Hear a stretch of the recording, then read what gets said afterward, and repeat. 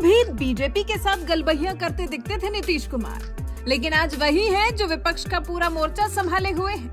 अलग अलग विपक्षी नेताओं से मिलकर बीजेपी के खिलाफ, नरेंद्र मोदी के खिलाफ लोकसभा चुनाव का पूरा प्लान तैयार कर रहे हैं।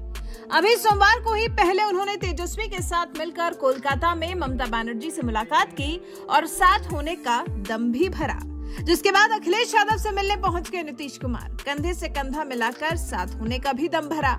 लेकिन नीतीश कुमार जितना सोच रहे हैं, ये तीसरे मोर्चे की लड़ाई उनके लिए इतनी आसान नहीं होने वाली है, क्योंकि देश भर से पूरे विपक्ष को लेना उनके लिए नामुमकिन है। अब यूपी में ही देख लीजिए, अखिलेश को तो नीतीश ने साथ ले लिया, उनके साथ बैठकर तो मीडिया में संदेश दे दिया, लेकिन मायावती का क्या? जी, बसपा प्रमुख मायावती, जिनका सपा के साथ काफी कड़वा रिश्ता रहा है, इस रिश्ते में कभी मिठास रही ही नहीं।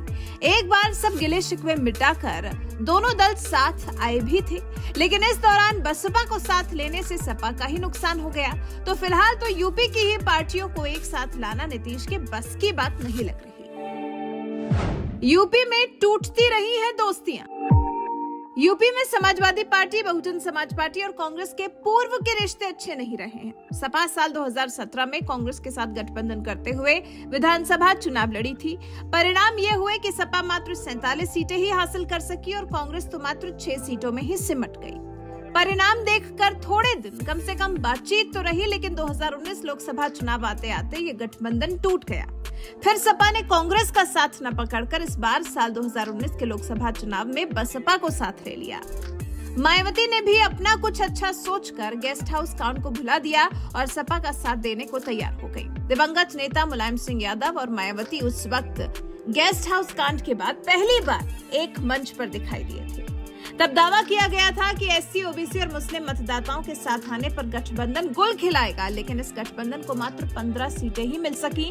सपा को 5 और बसपा को सपा से दोगुनी यानी कि 10 सीटें मिली, जिसके बाद मायावती ने आरोप लगाते हुए दोस्ती तोड़ दी कि सपा का वोट बैंक बसपा को ट्रांसफर नहीं हुआ, जबकि उसका हो गया। मतलब सपा की न कांग्रेस के साथ दाल गली और न ही बीएसपी के साथ बात बन सकी। ऐसे में फिर एक बार अगर 2024 के लिए नीतीश कुमार चाहेंगे कि जिस तरह से नरेंद्र मोदी सरकार को सत्ता से उखाड़ फेंकने के लिए अखिलेश साथ आए हैं, वैसे ही मायावती और कांग्रेस भी साथ आ जाएंगी, तो फिलहाल ये तो दूर के सपने ही लग रहे हैं।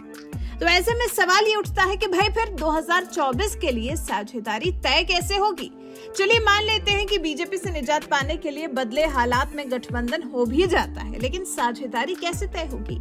सपा और बसपा का उदय ही कांग्रेस के विरोध से हुआ है। ऐसे में ये दोनों पार्टियां कांग्रेस के साथ कैसे जा पाएंगी? और अगर साथ आ भी जाती हैं, तो किसके हिस्से में कितनी और कौन-कौन सी सीटें आएंगी, इसका निर्णय कौन करेगा? हालांकि ये तो सभी जानते हैं कि यूपी में आखिर कांग्रेस का असल हाल है क्या। यूपी में क्या है कांग्रेस की हालत? योगी को सत्ता में आए पूरे 6 साल हो गए हैं। 2 चुनाव जीतकर यूपी में बीजेपी का परचम लहराए हुए हैं सीएम योगी आदित्यनाथ। इन दोनों चुनाव में से 2017 के चुनाव में तो सबकी हवा ही गुल थी, लेकिन 2022 में सपा ने अपनी स्थिति को काफी हद तक मजबूत किया, लेकिन बसपा और कांग्रेस तो मानो गर्त में ही जाती जा रही है। यूपी में कांग्रेस की हालत काफी ज्यादा खराब है और मायावती भी कुछ खास प्रदर्शन नहीं दिखा पा रही हैं।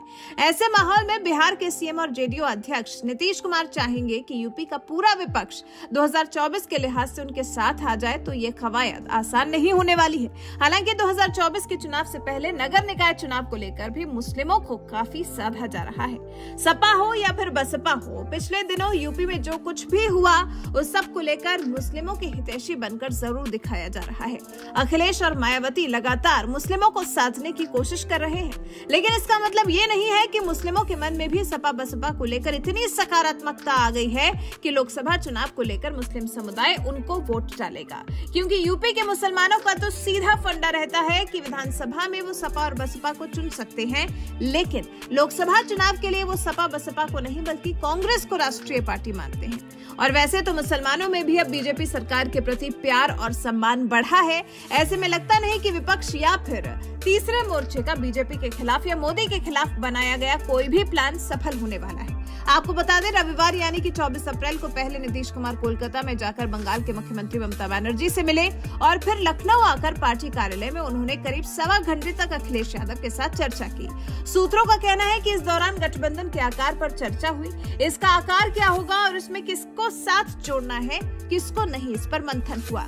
बताया तो ये भी जा रहा है कि दिल्ली में भी अब जल्द सभी नेताओं की मुलाकात होने वाली है, जिसके बाद विपक्षी या तीसरा मोर्चा के गठबंधन को लेकर विस्तार से चर्चा होने वाली है।